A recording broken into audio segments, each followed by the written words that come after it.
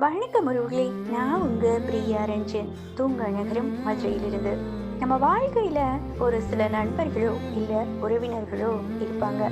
அவங்க நம்ம கூடவே இருப்பாங்க. நம்ம கஷ்டப்படும் போது கூட ஓடி வந்து உதவுவாங்க.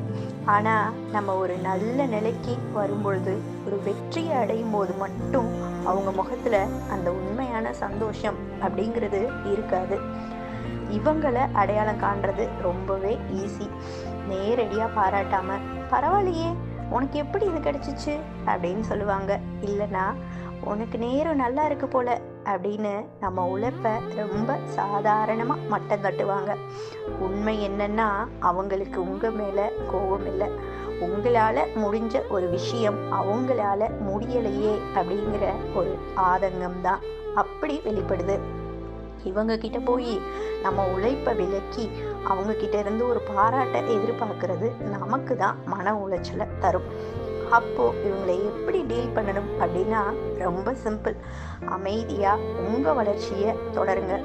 உங்களோட எல்லா பிளான்களையும் கனவுகளையும் இவங்க கிட்ட பகிர்ந்துக்காதீங்க.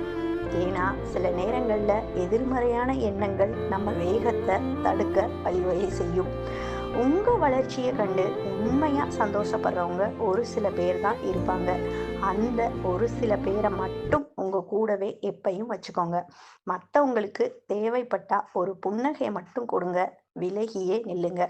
உங்க உழைப்புக்கு கிடைச்ச வெற்றி இதுதான். அதை அனுபவிக்க உங்களுக்கு எல்லா உரிமையும் இருக்கு.